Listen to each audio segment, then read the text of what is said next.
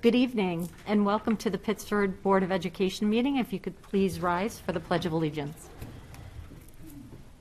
I pledge allegiance to the flag of the United States of America and to the republic for which it stands, one nation, under God, indivisible, with liberty and justice for all.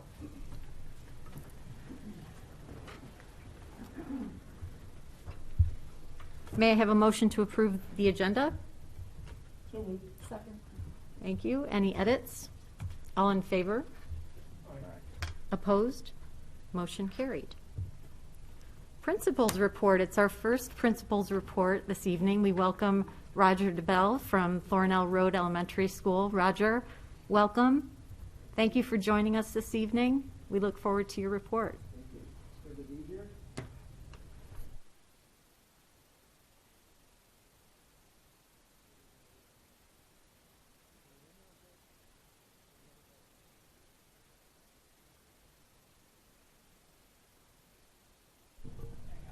How's that? There you go. There you go. Very good. Good evening, everyone. It's good to be here with you. And again, it is certainly an interesting year to have the very first board report. But as I often say, it's all part of the adventure, and it's also part of our celebration. And a lot of what I'm going to discuss tonight is the celebration of reopening our school. And it really is a big celebration and a cause for many accolades and a lot of recognition for a job well done on everybody's behalf. I'd like to begin by thanking each and every one of you for having the vision and the leadership to carry us through the ability to provide two models for our community. We have our in-person learning model as well as our remote learning model. And it's been just an amazing start to the year. It's been great to have everybody together. As you saw on our tour on September 17th, our school has been totally reorganized to follow the COVID-19 regulations and requirements and also to be ready for students to return. And on September 8th, after almost 6 months of being away, we welcomed our kids back to the building for the first time, which was an amazing experience. It was emotional, as you would imagine, but it was so good to have our kids walking back through those doors after so long of being away. So the big question is, how are we doing? And I'll tell you, I think we're off to a great start. If you asked me before school had started, how well would students adjust to the new way of doing things, I would have responded by telling you, I think, with the first 2 weeks, they're going to be okay. But then after that, things are going to start to wane and things are not going to be as novel and things are going to maybe go, downslide a little bit. I'm happy to tell you that my prediction was wrong. We are almost to the 4th week of school, and every day I see kids walking into our building with a smile. You can tell behind the masks.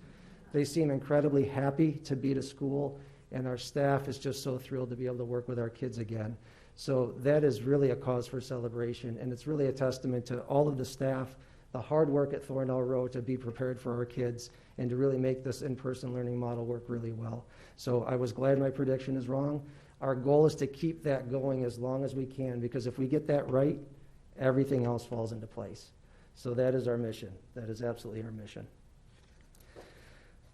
So this presentation is an extension of our building tour. I'm going to be sharing some additional information with you regarding student enrollment. I'd like to share some numbers with you about the split between in-person and remote, talk a little bit about arrival and dismissal procedures, talk a little more about our indoor space utilization, talk about special area instruction, student lunchtime, outdoor opportunities, and again, at the end, I'm going to take a few moments to recognize just the incredible demonstration of teamwork by everybody at Thornell Road to make everything possible.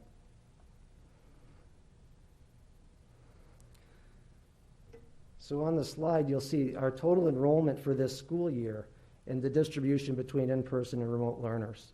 So the total student enrollment is 415 students. We have 53 students who are participating in the remote learning model and 362 participating in the in-person model. So the percentages, we have 87% of our students with us each day and 13% are participating in the remote learning.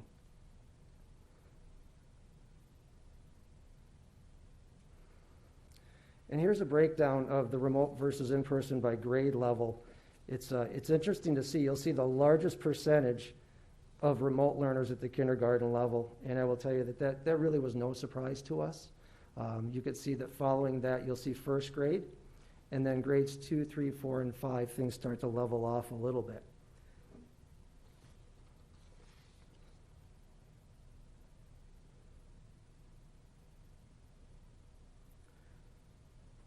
As you might imagine, with the new structure, arrival and dismissal have become very significant times of the day. It requires a lot of coordination by a number of staff members, and our goal is always to maintain safety and work towards efficiency. It's a little like air traffic control. And I have to tell you that the only way that we get things to work really well, we have an amazing team. We have our custodians, our paraprofessionals, our special area teachers, support team members, main office clerical team, and our parents are the keys to our success at the beginning and end of every day. So you can see on the screen that we've had a significant shift in the number of students being transported by parents versus students using district transportation. We have 58% compared to 42%. That's a pretty big shift for us. I didn't run numbers beforehand. We really didn't tabulate how many parents were dropping off kids prior, but I would estimate it's probably somewhere in maybe the 5 to 10% range of that. So pretty small initial percentage of parents dropping off, but it's now up to almost 60%. But I will tell you that it's been a really welcome part of the day, believe it or not. Part of that is the weather has been phenomenal. So to be able to greet our students in the morning, greet our parents, there's really a big benefit to seeing so many parents on campus every day. So starting at 8 o'clock, our arrival team takes their positions and they help with traffic control, greeting students, escorting them, and supervising the gym and auditorium where students wait for the school day to begin. And at dismissal time, we have things refined. I think we're down to around 30 minutes for parent pickup, and we're really happy about that. Our first day was around 60 minutes. Day 2 and 3 were around 45 minutes. And then from thereafter, we were able to refine things down to about 30 minutes. We've got a good system that's working very well. And I'll tell you that we're looking for the nice weather to continue as long as possible, because once winter hits and that hill gets a little snowy and icy, it's going to change everything pretty quickly. But up until then, we're going to enjoy the good weather, and we're doing just fine with our arrival and dismissal. One of the added benefits, which I alluded to, is I do get to see parents. I get to see a large number of parents every day, and I often like to check in with them. Ask them, how are things going? How is your family doing? How is your child doing with school? It's nice to hear from their perspective. And I will tell you that there is a tremendous sense of gratitude on behalf of the community for the in-person model. And that, again, goes all the way to the work that all of you have done and all the way down to the building level. So it's been a very consistent message of gratitude and thanks every day. Every day people are mentioning how happy they are, how proud they are that we're offering this, and the great job that everybody's doing. And that is, those words of encouragement and support, as you can imagine, are really the fuel that keep us going. It's really important, and it's been very good to hear. So as you had a chance to see in person, we have really, as I often will say, it's almost as if we took our school, took the roof off it, took the building upside down, shook everything out, and then put everything back in a different place. That was part of our mission, to get everything ready following the 6-foot social distancing guidelines. We took advantage of adjoining rooms that are in close proximity to each other, as well as using large spaces like the cafeteria, gym, library, and auditorium. And it's been just an amazing transformation. So just to review with you a little bit. So students in kindergarten through grade 3 are divided into 2 classrooms or pods. There's a teacher and a pod partner working together, and these adults can move between the 2 rooms, and students have access to their classroom teacher each day. On average, our kindergarten and grade 1 pods have around 9 students in them. Grade 2 has around 12, and grade 3 has around 10 students. In the grades 4 and 5, we've utilized the large spaces that can accommodate the entire class properly spaced. So as you saw during the tour, we converted our cafeteria, gym, library, and auditorium into instructional spaces. And it was absolutely amazing to see how our teachers worked to make those big spaces feel warm, inviting, and make them conducive to learning. And you can see by some of the photos on the screen, and many of you had a chance to walk through those spaces. I was blown away. I had no idea just how well the teachers would take to those spaces and make it work. And the kids are having, they're doing very, very well in them.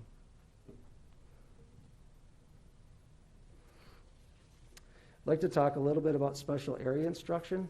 This was really an amazing opportunity. So district-wide, during our planning sessions, we were all extremely happy when we recognized we had the ability to provide art, music, library, physical education, and science instruction to our students as part of our reopening model.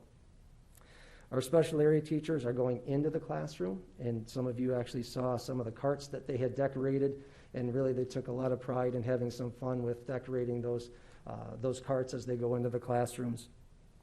The teachers go into the classrooms, and each class is 30 minutes in length, and our physical education teachers have accommodated their instruction to manage both indoor opportunities and outdoor opportunities, and right now they're taking advantage of outdoor time as often as possible.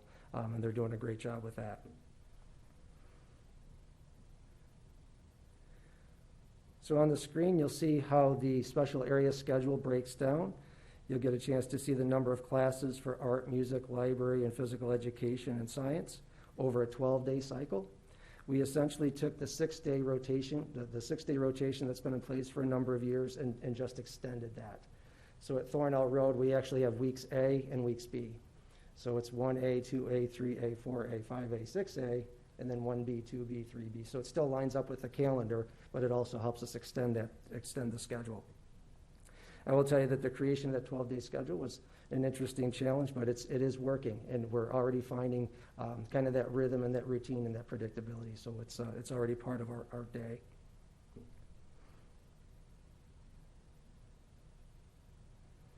I thought you'd enjoy seeing the students, so I wanted to include as many photos as I could. So, like always, lunch is still a favorite time of the day for many students. And our students do enjoy a mask-free lunch. And I have had a chance to spend time in many classrooms during the lunchtime. And number one, it's great to see their faces without the masks.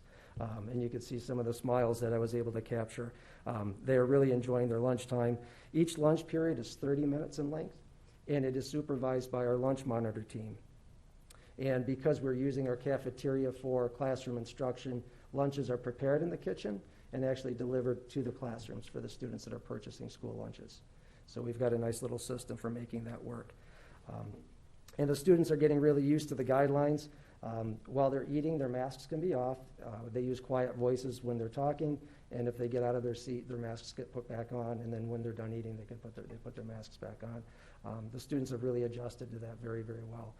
It is still a little bit of social time, which is great for the kids, so you get a chance to see them talking and sharing information and interacting in just a different way. So it's been really enjoyable to watch them have fun at lunchtime.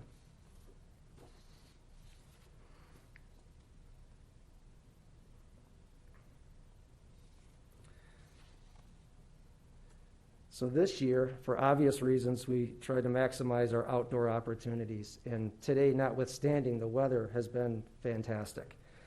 Our teachers have taken the role of scheduling recess for their classes, and they're also scheduling and using other times for outdoor activities. I've seen classes go outdoors for things such as read-alouds, class meetings, independent reading, and free writing. And you'll actually see the photo on the upper left is a second grade class enjoying a read aloud, and actually they're sitting under the tree near the flagpole. And if you could just imagine what a beautiful view that is. It was a beautiful day. The kids were listening to the story, and just really, I really appreciate how often teachers are taking advantage of the outdoor spaces. We are extremely fortunate because our campus is fairly large for an elementary school. We've got a large playground, we have 2 athletic fields, and ample green space around the building. So teachers and students can be outside for both instruction and recreation. As part of our planning, we've designated 12 outdoor spaces for teachers to utilize during the school day.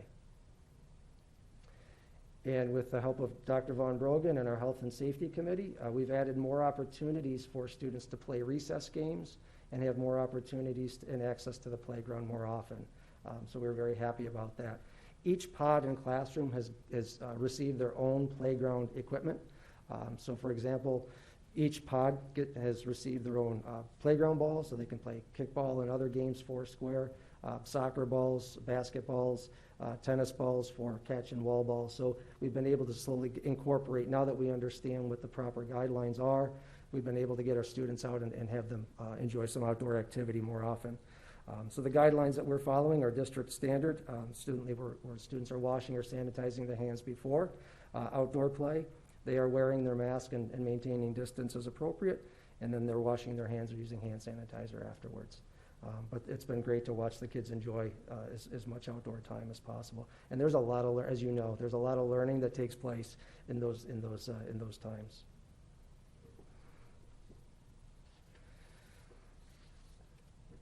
So as I like to say, even though there has been so much change for this school year, the one thing that has absolutely remained unchanged is the commitment and the care that everybody at Thornell Road has for our students and each other. And I could not be more proud of everyone's efforts. I will tell you that the commitment to teamwork is something that we've always taken pride in at Thornell Road, but I will tell you that it's even at a higher level and a higher degree this year. Each day I see everybody giving 110%. And I will tell you, of all the percentages that I've shared so far in this presentation, that's the one that's the most important, 110%, which is what everybody's giving every day. And I could not be more proud of the work that they're doing and the commitment that they're providing to keeping our students safe, making sure they feel welcomed and that they're well cared for. Just a few, walk through just a few of our groups and letting you know kind of what's new and how they're working above and beyond. So for our classroom teachers, in most cases, are responsible for 2 classroom pods and also for our teachers who are working remotely. To our paraprofessionals, for whom most have a new assignment this year.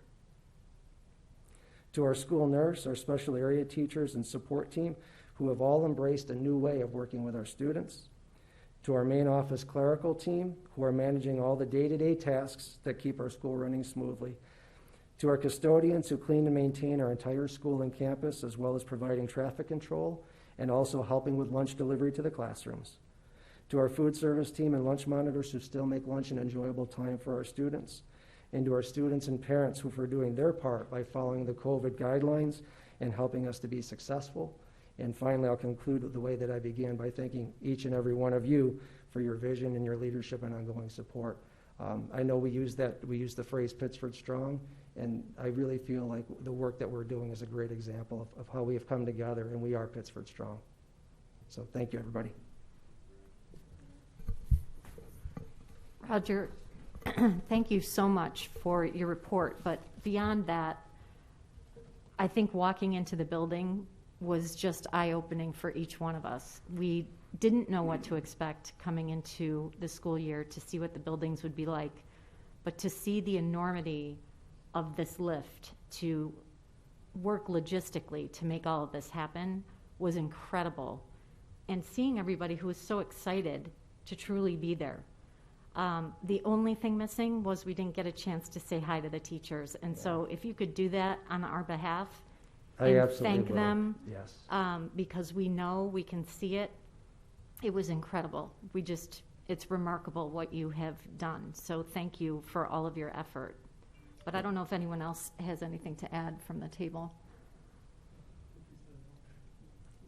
Great presentation, Roger. It was Great. fantastic. Thank you, everybody. So much. As you know, so the phrase that's up on that screen, it is true, right? Teamwork does make the dream work. We all work together, and the focus is always on our kids. And if we do that and we continue to do that well, everything else falls into place. So thanks, everybody. Have a great night. Thank you so much. Thank you.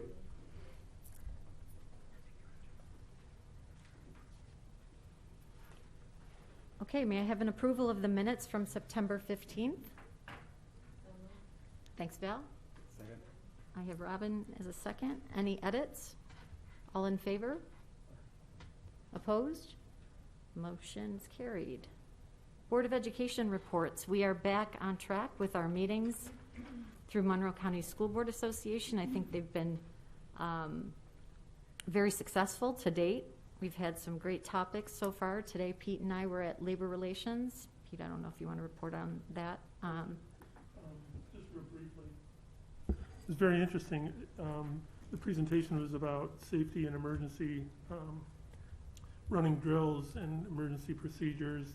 And it was presented by a couple folks from HFL, the school district. And I don't know if it was intentional or serendipitous, but to have our emergency procedures shared in our board packet, and then to have a labor relations really educating the staff and talking about drills and those kinds of things. You know, as the sheriff shared with us, your body won't go where your mind hasn't already been, and that was one of the thoughts shared today. But it was a very thorough, very comprehensive presentation for a pretty large group, a well-distanced group. So, Right. yeah. So we have all of our meetings set up, board leadership on the 4th of November, executive committee, our next meeting is the 7th of October. Information exchange, next meeting is the 14th of October. Labor relations was today. Legislative committee is the 7th at 12 p.m. Steering committee is going to be Zoom, and I believe I let you know that, Mike, because you're part of that, at 4 p.m., and there was a conflict at noon, so that's why that was shifted. And communications outreach, you all have the talking points, the most recent ones, and there's not been a meeting scheduled to date. One thing I did want to share, we had given Monroe County School Boards our top topics for the year, and I just wanted to let you know how that shook out in the end. Becky is working very hard to schedule presenters on these topics, but as we started out the year in Monroe County School Boards, we're trying to keep everything very fluid because of the ever-changing landscape that we're experiencing. So what happened with information exchange, there were several districts that responded to Becky, and these were the choices collectively that they came up with, and this is in no special order. Reopening with mental health and equity in mind, code of conduct changes in a virtual environment, supporting ENL, ELL virtual learning, equity and diversity, superintendent's initiative and regional equity task force, digital divide, and start time update. So that is for information exchange as of today. That could shift. So, and labor relations, we have labor issues in catastrophic times, negotiations and COVID restrictions, workforce availability, employment law in COVID times, observations and evaluation for staff teaching online, and the RASHA annual review, which we do every year, so that has not changed. So I just wanted to share that. We also had a law conference that several of us attended, and I don't know if anyone would like to report out on any comments that you have or feedback that you'd like to share. No? Okay. I'll actually shoot part of it. One of the topics was around the changes in regulations and laws as it relates to Title IX, and that was pretty extensive. And so I shared that presentation with our central office team, and I want to thank Mike Leone for stepping to the plate and making sure as the Title IX officer that we are in alignment with the regulations, and that work is ongoing. Thanks, Mike. So other dates to remember, upcoming dates. We have a board tour at Allen Creek on the 8th of October. Can I just have a show of hands of those of you that will be in attendance? Can I email you? You may, of course. Okay. Super. And that, just to remind everybody, it's just the tour again. We do have an upcoming school closure for good reasons for Columbus Day. So we will be closed from the 9th through the 12th. And Tuesday the 13th is our next board meeting. And we do have a board retreat on the 14th. And the topic of our board retreat is going to be our ongoing work with equity. And Natalie McGee is going to be joining us. But Mike, do you want to elaborate on that? Sure. So Natalie will be joining us a few times, and we're going to run our board retreats a little bit different, where we will have not only the Board of Education, but central office team administrators. And Natalie has committed to work with us 3 separate times as a leadership group with the goal of looking at next equity steps for sustainable growth and having planning conversations in order to enable shifts in the cultural engagement to directly impact the learning environment. So essentially what we're going to be doing is working with Natalie to make sure that our plan for this year is the best plan moving forward, and any changes we need to make to that plan we'll work through together. And then after that, Natalie will then has committed to working with teachers and building leaders to make sure that building plans are aligned with our district plans as it relates to equity. And then we will bring in parents, and we're thinking this will be in the spring. We'll involve parents and students and be able to assess how our plan is doing from the lens of their perceptions. And that will help form our plan for the following year over the summer. Thank you. Darren, were we going to do the AOC report during this part? Yeah, Renee's going to report out on the... Okay, perfect. Amy, I just wanted to say something more about those meetings. I attended the information exchange, which was really a very interesting meeting about virtual lessons, and this was reported back from the spring, so it was a reflective of what went well and what were the challenges. So that was informative, but in general, I'm finding that Monroe County School Boards is really great this year. I mean, it's always great, but this year it's really on topic and very informative. So I really appreciate the information there. Thank you. I'll share that feedback with Sherry, too. Okay. So under meeting reports. Other meeting reports, we have AOC. So, Renee? Hi, everyone. To make this pretty quick, because Darren has quite the presentation ready for us, just to go over a couple of quick things. The committee reviewed the committee charter and elected a chairperson for the 2020-2021 school year. No changes to the charter were recommended to the board at this time. Also, Tom Zuber from the district's independent external audit firm, he presented the basic financial statements, the audit report, and the communication of the internal controls. Tim Hungerford, from new to us, but from the district internal audit firm of Hungerford Vinton, he came in and discussed with the committee the firm's fieldwork to date of risk management. The risk management process entailed interviewing numerous administration and staff throughout the district that have had an impact on financial matters and internal controls.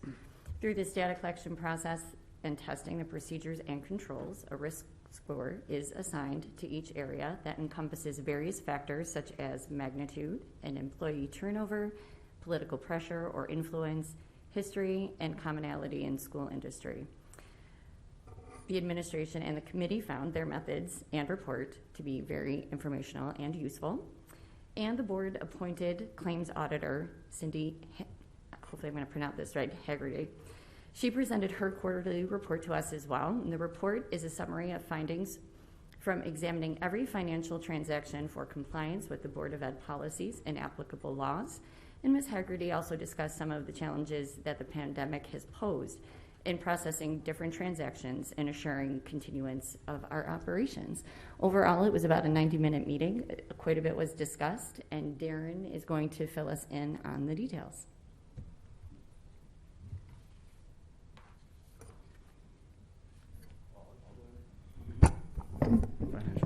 So, I guess we can go a little out of order. No, why don't we go to the financial report, and then we'll... Okay. And then Okay. we'll, yep. So, that we don't step on raised toes too much here, I'm just going to quickly go through the audit reports, and you might be wondering why we have 3 months worth of audit reports.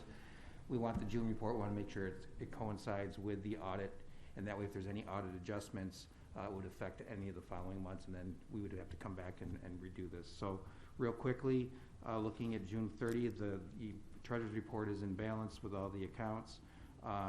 We collected about 102% of the budget. We expended about 94%, which is 1% lower than the prior year. Excuse me. The general fund, basically the main drivers for the revenue were the sales tax, the interest earnings, and the BOCES refund. And it would have been nice if the pandemic didn't happen, because it would have been interesting to see how those things would have really trended by year end, because they were really on a good trajectory, but that helped us be able to make it through the pandemic. Moving on to the school lunch fund, you'll notice that it basically broke even for the year, but if you recall, you did a transfer because the comptroller's office changed legislation to allow school districts to do this. So you transferred $277,000 over, and that basically made the fund to be whole. So that's for June. In July, there's not a whole lot to report as far as what goes on, especially on the revenue side, but to give you a glimpse of how the economy changed, our interest revenue for that month was a little over $3,500. For that same month the year previous, it was over $24,000. Similar type of picture for August. We received our quarterly sales tax, and it was $1,281,000. That compares to $1,564,000 the year before for the same time period. So in a way, I was happy to see that, because it wasn't as bad as what we had feared, and so far the sales tax has not been. So that's the quick summary on the treasurer's reports. Okay, may I have a motion to approve the treasurer's reports? So moved. Thanks, Ted. Irene, questions? All in favor? Opposed? Motion carried. Thank you. The extracurricular activities report for the fourth quarter. Obviously, with school being closed, there wasn't a whole lot of financial activity to go on, but I would draw your attention to the fact that when you look at the fund as a whole, we started the year about $300,000. We ended at $273,000, and there's about $335,000 worth of money coming in and out of the fund. So each one of the little pieces is pretty small and what might be considered immaterial, but there is a substantial amount of money in total and a lot of hands involved with that. May I have a motion to approve the extra classroom activities report? Thanks, Val. And Pete? Questions? All in favor? Opposed? Motion carried.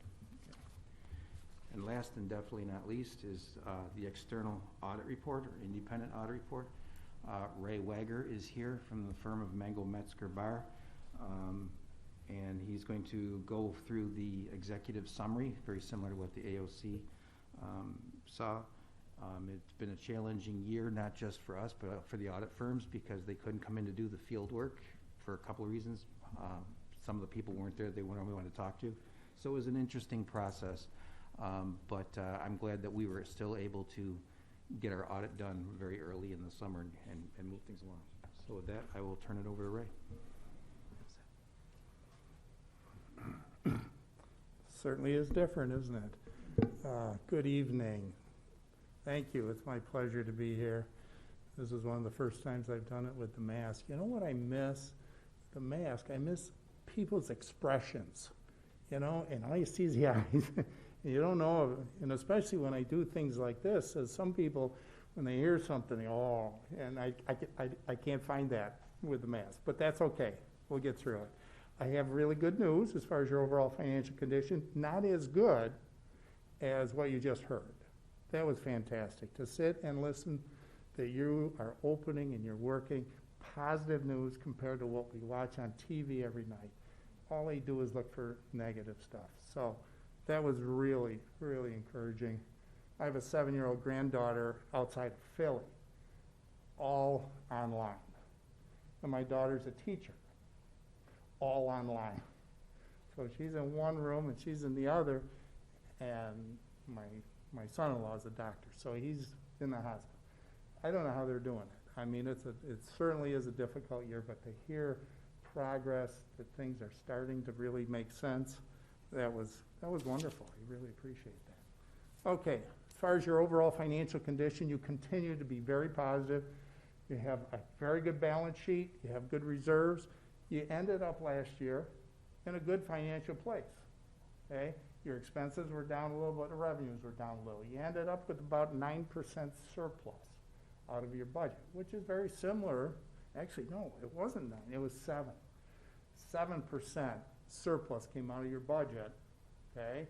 That enabled you to move some money around into some reserves, some critical reserves that going forward, I know you're going to need, and all schools are going to need. And those are primarily, you move money into unemployment reserve, absolutely right thing to do. You move money into the ERS and TRS reserve, and that's going to help you if, in fact, which probably will happen when the market, who knows about the market, but if the market doesn't stay positive, then what you're going to be charged from the systems is going to go up, and you have reserve money to help that. Outstanding. The other reserve you are able to fund, again, is an excellent reserve, and it's called the Employee Benefit Reserve, but it's to help pay the cost when people retire. So when you have employees retire, there's an associated cost when they leave, and now you have a nice reserve set up to help pay that. And you probably won't be any different than a lot of other districts where people are retiring earlier. They go, enough's enough. So you put money in fantastic places. Your overall equities went up about $5.5 million, including the reserve. However, you're appropriating more money for this new budget. So even though you did add some surplus, but you're adding some of that surplus as a revenue in your new budget, okay? And that's fine. That went up like $1.5 million from the year before, which is what you have to do. You know, you had additional surplus. You know this year's budget. You don't know how things are going to go in this new budget. So you position yourselves very well with your reserves. Your appropriated fund balance and reserves are in really good shape. So you'll be able to go forward unless there's something really bad. And I'm sure Darren will keep you up to date as far as something happens. And do we have a reserve that can help get us through the storm? And that's a great position to be in. If you weren't in that position, some districts won't have that money to go to. So you're in a much better position than a lot of schools. I could go on with a lot of other information. Darren covered some good things as far as what you move money to the school lunch, $277,000 to break even. Again, you had the resources to do that. So again, your conservative policies on your budget have paid off. Otherwise, the rest of the funds, you have money, you have a good sum of money in your capital reserves for future capital projects. You've utilized that very well. You need to go, when you have a project, you need to go back to the voters and say, we want to do this project, lay it all out, these are the costs, and this is how we're going to fund it. And you have some very good seed money to help fund those projects. And when you do that, then the state aid generated, it comes in as on the gross amount of the project, so you can actually end up not having an impact potentially on their taxes. And that does work, and it has worked for a long time. Okay. Is there any questions? Anything at all? The finances, and I don't have a crystal ball, so I can't help you much as far as what's going to happen in 2 weeks or 2 months. But again, you've done a really good job of positioning the district financially. Anyone questions? Darren, can you mention what will be posted on the website? So after this, assuming the board accepts the audit report, Your microphone. the full audit report will be posted to the website. And that goes through the management discussion analysis, all the GASB required items, and then similar to what you just heard with the fund accounting financial statements. So it will clearly show budget variances both on the revenue and expenditure side as far as the major category areas where we ended up, and then also what the surpluses are on a per fund basis. Thank you. Yeah, I do have a question, Ray. And it has to do with the OPEB obligations. Certainly. There's a comment in the report that speaks to no like reserve or funding mechanism to help. Correct. Can you explain why that's the potential impact of that and the rationale, why the state or whomever does not have anything to allow districts to help them cover that liability? Okay, that's an excellent question. Because all schools, all municipalities have that issue, is that in their contracts, there's something that's allowed for people to stay on health insurance for some time period. Everybody's different, but that's what this post-employment cost is. The state says you cannot fund it. Illegal to fund it. Other states do fund it. New York, no. If Albany said you could fund it, then you could put away a ton of money that wouldn't be needed right away. It would be like funding. The theory is, it's perfect theory. It's just like the retirement system. You could pay in 3% of everyone's salary into a fund, and then that fund pays the health insurance when they retire, just like the retirement system. They said, we don't want that. It's not legal. When they passed the law to allow for this newer reserve, and this goes back about 15 years, the employee benefit accrued liability, the intent of that reserve was to fund employees' health, retirees' health. When it finally got to a vote, they pulled that out. So you can pay for someone's 3-week vacation or something like that, but not the health insurance. I think Albany and our governor feels that, see, their liability is probably $10 billion, the state's liability. So if they said you could fund it, then the question is, why wouldn't they fund it? Well, that would be putting way too many dollars aside that's not going to be used right away. So they said nobody can fund it, okay? Including the state. The state's number is enormous with all their employees. So that's pretty much the long and short of it. Will it affect down the road? What will happen is that districts will be looked at when you go to borrow. That will be one of their checklist items. So they'll look at probably 25 financial items from your audit reports, and one of them will be how much is your obligation for your retiree health. And that will come into the formula when they determine how they rate you and you get your bond rating. So I can't see that really doing much right away. There are way too many issues right now. Eventually, districts that have a big number for retiree health will probably be rated a little less. But when you look at your situation, your tax base, your fund balance, your reserves, right now certainly outweigh your obligation as far as an investment. Okay, so they're looking at it, who wants to buy Pittsburgh's bonds? And I don't think anybody's going to hesitate at this point. Down the road, don't know. Okay, does that help? Absolutely, thank you. Okay, anything else? Ray, thank you very much. Thank you, Ray. Thank you. You couldn't tell who was talking to you? I'm right here. I'm right here. We're going to have arrows. Okay. She's smiling too, Ray. Oh, yeah, I am. that's the important part. I am. All right, thank you. Thank you very much for the report. I appreciate you're that. May I have a motion to approve the audit report? Thanks, Renee. Thanks, Irene. Any other questions? All in favor? Opposed? Motion carried. Thanks, Darren. Human Resource Report, Mike.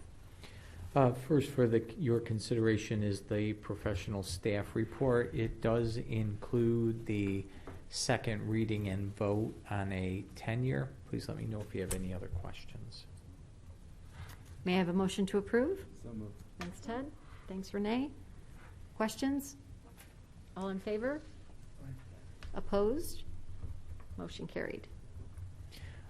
Second, for your consideration is the support staff report, and we have some changes on that, but please let me know if you have any questions. Thanks, Mike. May I have a motion to approve? Thanks, Pete. And Robin? Questions? All in favor? Opposed? Motion carried. Thank you. Thanks, Mike. Student Services, Dr. Pat. Hello, good evening. We have the emergency preparedness guide for you tonight. You'll recognize the vast majority of it. There are two areas that were updated given our current situation and how we're accommodating changes for emergency drills as well as the COVID policies and requirements. One thing, Pat, I just had a quick question, and it's probably on the heels of being at the Labor Relations meeting today. We were talking, as Pete was suggesting, about emergency drills and what they look like in light of COVID and this year.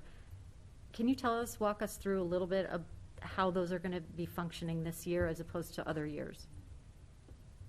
What the buildings will do is make adaptations, assuring a couple of things.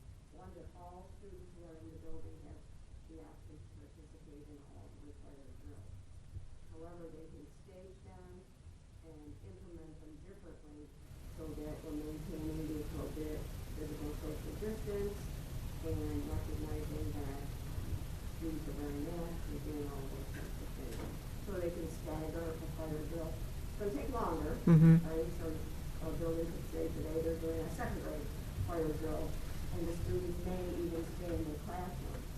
So all students will participate, and then a second key important element of this is that all students are instructed what would happen if it was a real emergency. Right? So we're going to practice our drills differently right now. But if this was a real emergency, for example, our goal is to get out of the building, not physical distancing. Our goal is to huddle if we need to go into lockdown. But while we're practicing, we're going to do it very differently. We're going to stage it differently. So each of the buildings have already started to do that, and it's actually gone pretty well. Good. That will take a little bit longer because, particularly with the hybrid situation, Right. you have to make sure your Monday, Thursday, your Tuesday, Friday Right. kids all have the same experience. That's great. Thank you. Okay, special education report. Elizabeth. Thank you. Superintendent's report. Mike. There is a need for an executive session for the employment of a particular person. May I have a motion, please? So moved. Thanks, Pete. Thanks, Ted. All in favor? Opposed? Motion carried. And also of note is the removal of policy 7223 as it is being subsumed in policy 7222.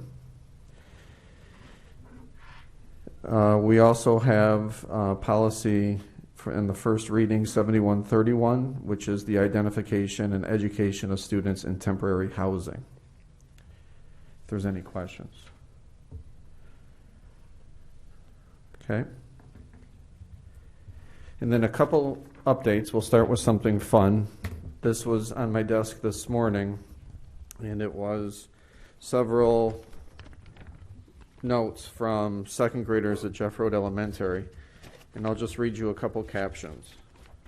Dear Mr. Pirro, thank you for getting us back to school, and I love this part. Thank you for talking to our parents.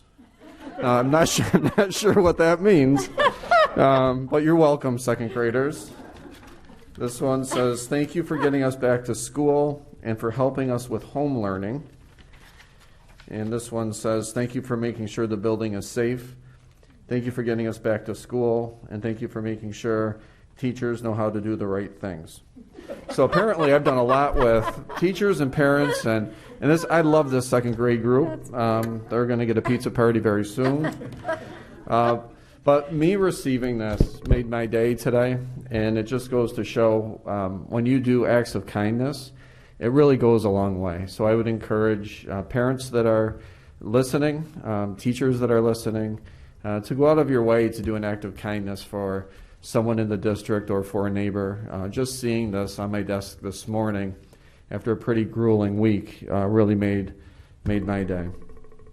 I was going to give a report on Natalie McGee. Natalie McGee is a national consultant who we worked with last year from Generation Ready. She has her, since Generation Ready left because they lost their contract with New York City primarily because New York City closed down, Natalie started her own company called Progression Partners. So she will be starting with us in October. And as I shared before, she'll be working with this group to help build our own capacity further and help us with goal setting. And then she'll work with a larger group at the building level with teachers and administrators to help align goals and practice with our overarching goals. And then she'll hopefully be able to be in person this spring is the plan, and she will do 5 days of walkthroughs of all the elementary schools, and then she'll sit down with parent focus groups, student focus groups. She'll create a report for us to share her observations and assist us with goals moving forward for the following year. And all of this is considered under the umbrella of district and building level equity action planning. This week we've committed to meeting regularly to assess how we're doing and what we need to do as far as the different learning models.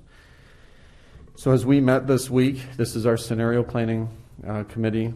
We looked at everything from our level of preparedness in the event we have to go fully remote in days' notice. We discussed what is going well and what we want to continue. We also talked about areas of improvement. We talked about adding a question to the screening survey around traveling to hotspots. We also gave an update on staffing and positions we filled and positions that we still need to fill. And I want to come back to that in a second. We also discussed how our Wednesdays are going and our Wednesday expectations. And it was really interesting, just the parent feedback that we've all received, either from buildings or to me or to a central office team member. We bring that feedback to this committee. And it's been very mixed as far as Wednesdays are concerned. Some people at this point are feeling that and this is primarily for the secondary students, it's too long in front of a screen for the students to follow their schedule. So we're looking into that, while others will say this has really added consistency and helping our students with time, our children with time management. So we're getting a mixed bag there, but we are going to spend some specific time talking about our Wednesday expectations. We also talked about some obstacles for students and staff, which seems to be attendance. So we're looking at potentially changing how we do attendance at our during the school day for our students and staff, and that we should have ironed out by next week. Other things that we talked about were how we can do a better job infusing SEL into the school day. Specifically, we talked at the secondary level and at the high school level around our use of homeroom and how we can build in more social emotional learning during that time of day for our students. The one thing that became really apparent in all of the meetings that I've been in and all the one-to-one conversations that I've had with teachers and administrators is how hard everyone is working. And in particular, our teachers and our paraprofessionals at the elementary level are working extraordinarily hard. And just if you bear with me for a second, we're very grateful to have our students in 5 days a week at the elementary level. And you heard the presentation by Roger, which indicates that we have 2 classrooms of 9, 10, 11, or 12 that one teacher is in charge of. So while the teacher is in one classroom of half of that, then the paraprofessional is in the other half, for example. That's like the teacher is creating sub-plans every single night. So she's planning what she's doing in her classroom, but then also planning the instruction that's going on next door or down the hall and doing that every single day. So I know for a fact that our teachers are working well beyond normal hours. They're working into the nights and to the weekends. Similarly, in the hybrid model at the middle and high schools, it's not only planning for when the students are in front of you, but also planning for when the students are at home. So we're doing quite a bit of planning and preparation to make this happen. Roger used the word 110%. I couldn't agree with that more. So my worry, and some of our conversations at the central office level and at the building leadership level and teacher leadership level is, how can we make sure that we're able to sustain this? How are we making sure that we're not creating an impossible structure? And without question, we can do it. But I really want to acknowledge the work that's happening behind the scenes and the personal time that our educators are giving up in order to create experiences for our students. And I will also say across the board, our educators are elated to be doing what they're doing. They're elated to have students in front of them, and that makes it worth it.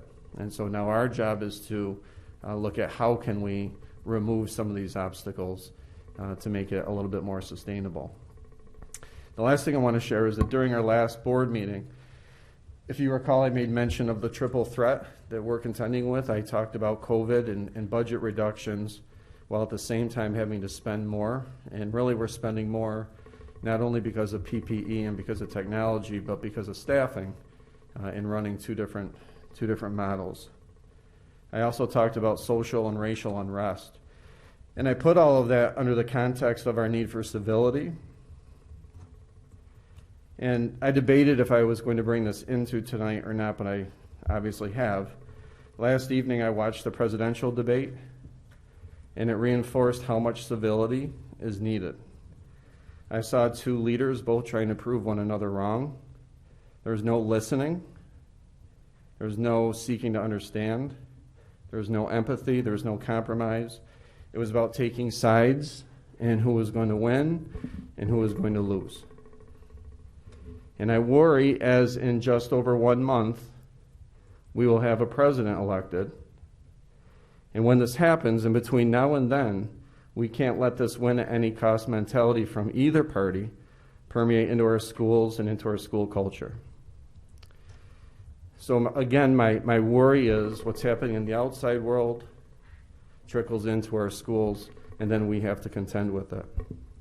Here's what I can promise you from our staff, during, throughout, after, is that our words and actions will express tolerance for varied ideas while always opposing hatred, always opposing discrimination of any form, always. We will model, we will teach, and we will foster civil discourse, assuring our students have the ability to reflect, challenge, and develop their own thoughts. We will remain neutral should lessons or topics surrounding politics arise.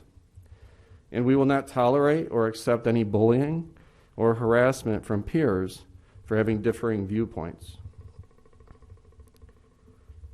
During our last board meeting and through one of my updates, I asked for your help by engaging with compassion, understanding, and civility.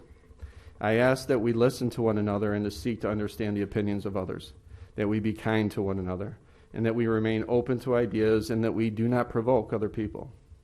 I'm asking you again for the same, but I'm also asking you to discuss this with your children as well. Our students are coming to us with 7 months of enduring a pandemic, coupled with social unrest and racial injustice and all the varied trauma that comes from all of that. We need to partner with one another like we have never done before in order to make sure our students, your children, are not provoking one another in school or online during, before, after the presidential race, throughout these times of protest and general unrest. We have a tremendous opportunity here to create our own narrative around civility and being Pittsford strong. Our students need a break. Our students need a break from what is all around them right now. So I ask that we work together to resolve any conflicts within and that we all commit to live a truly inclusive environment so our students, your children, can see that all of this is possible. I thank you in advance for committing to this, and I have to share, I can't thank our community members enough for your support.